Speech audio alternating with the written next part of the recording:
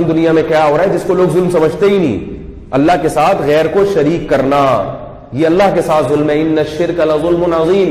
ہم ظلم صرف اس کو سمجھتے ہیں جس کے ظلم ہونے پر کوئی قانون بن چکا ہو عدالتوں میں, اس کو ہم سمجھتے ہیں کہ یہ ظلم ہے. جس ملک کی عدالت میں اگر کوئی قانون نہ ہو تو ہم اس کو ظلم نہیں سمجھتے.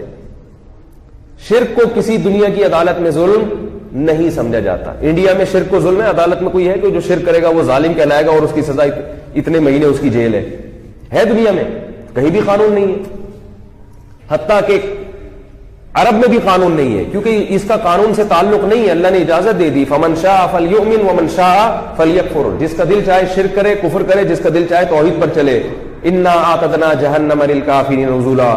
لیکن فرمائے شرک ظلم ہے, میرے قانون میں اس کی اجازت نہیں ہے. دنیا میں اجازت ہے, تم بتوں کے سامنے جھکو یا اللہ کے سامنے جھکو, لیکن آخرت میں اس کی اجازت اللہ کے قانون میں اجازت نہیں ہے. تو اللہ نے جو آئین بنایا ہے, اللہ نے جو قانون بنایا ہے, اس کی ایک دفعہ یہ بھی ہے کہ شرک اس کائنات میں سب سے بڑا ظلم ہے. سب سے بڑا ظلم کہ جس نے پیدا کیا تھا, تنے تنہا بنایا, کھلایا پلایا, تو آپ یہ نسبت کسی اور کی طرف کیوں کر رہے ہو, اس میں شرکت کیوں کر رہے ہو؟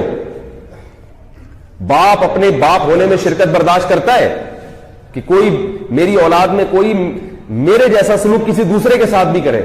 اس کی مثال ایسے ہے, دیکھو باپ نے اپنے بیٹے سے کہا یہ کام کرو, بیٹا نہیں کر رہا, دوسرے نے آ کے کہا کرو, کرنا شروع کر دے. باپ کو غصہ آئے گا کہ میرے کہنے سے تو کر نہیں رہا تھا, اس کے کہنے سے کیوں کیا؟ غضب آئے گا کہ نہیں آئے گا؟ کتنا زیادہ غضب آئے گا. تو اسی طرح اللہ کو بھی بہت زیادہ غضب آتا ہے. اور یہ آج کل ہو رہا ہے نوجوانوں میں, باپ اگر کسی بات کا حکم دے رہے ہیں نہیں مان رہے, کوئی دوست کہہ دے گا تو کر لیں گے. یہ بہت افسوس کی بات ہے بھائی. سب سے پہلے کس کو ترجیح دینی چاہیے؟ یاد رکھو, شریعت میں اطاعت کے معاملے میں شریعت نے باپ کو ماں پر بھی ترجیح دی ہے. حسن اخلاق میں ماں کا حق 3 گنا زیادہ ہے, اچھے اخلاق سے ماں سے بات کرنی ہے 3 گنا زیادہ. لیکن اطاعت میں باپ کا حق ماں سے زیادہ, کیونکہ سربراہ گھر کا کون ہے؟ شادی بیاہ میں کس کی چلے گی؟ باپ کی چلے گی. نہیں یاری میرا غالبا, لوگ کیا کہتے ہیں امی نے کہا ہے, ابا نے کیا کہا ہے, پہلے اس کو فالو کرو. کیونکہ نکاح اور اس طرح میں اہم معاملات میں آپ صلی اللہ علیہ وسلم نے مردوں کو عورتوں پر ترجیح دی ہے. اور خواتین کو یہ چاہیے کہ وہ بچوں کے باپ کے مقابلے میں رکاوٹ نہ بنے, اس سے گھر کا ماحول خراب ہوگا.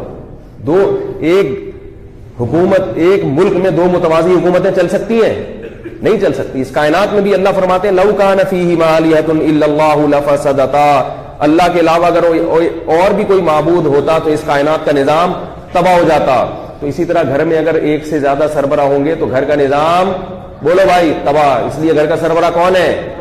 باپ کو بنایا. 2 سربراہ نہیں ہو سکتے, ماں سربراہ نہیں ہے. ہاں ماں باپ کے بعد سربراہ ہے, باپ کے بعد پھر کس کی اطاعت ہوگی؟ پھر ماں کی اطاعت ہوگی.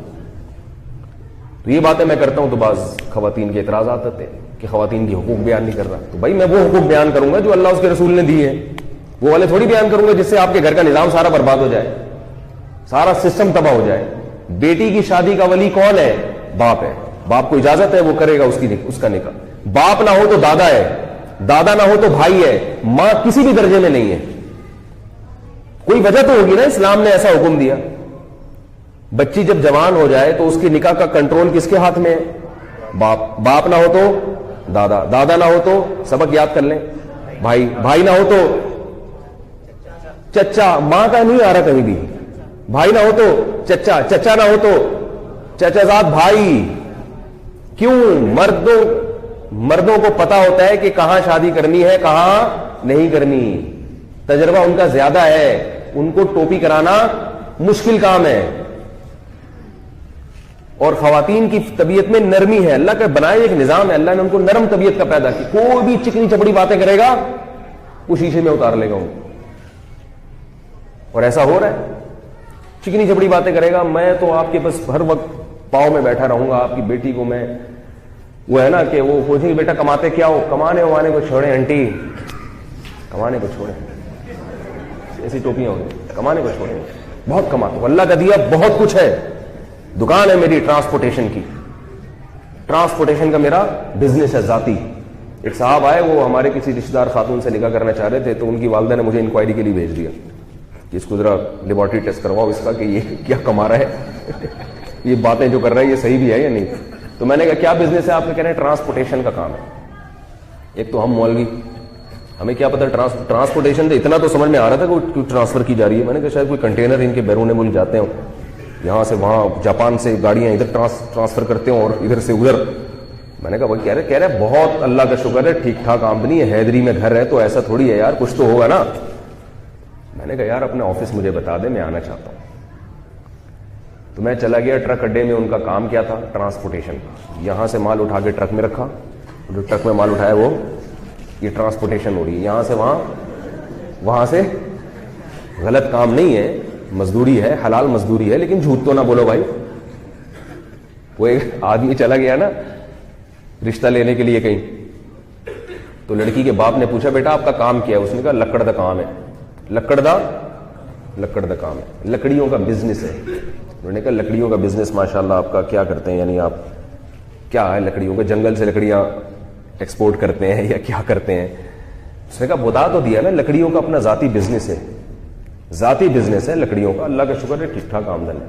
بھائی لکڑیوں کی کھڑکیوں کا کام ہے, کیا کرتے ہو اللہ کے بندے؟ الماریاں بیچتے ہو, فرنیچر بیچتے ہو, کیا کرتے ہو؟ میں بول دیا لکڑیوں کا کام ہے. جب زیادہ فورس کیا تو کہا کہ جامع مسجد کے باہر مسواکیں بیچتا ہوں.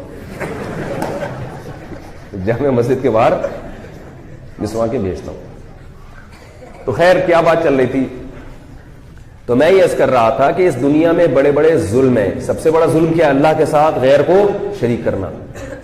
تو یہ تو اتنا بڑا ظلم ہو رہا ہے, جس نے بنایا اس کے ساتھ کبھی نبی کو شریک کر دیا, کبھی یا رسول اللہ مدد, کبھی یا علی مدد, کبھی یا غوث اعظم مدد, کبھی جناب قبر پہ جا کے سجدہ کر رہے ہو. اللہ کہے گا تمہاری طرح کے انسان ہیں, اموات غیر احیاء, مردہ ہیں, زندہ نہیں ہیں. وما یشعرون ایان یبعثون, ان کو تو یہ بھی نہیں پتا کہ قیامت کب آئے گی.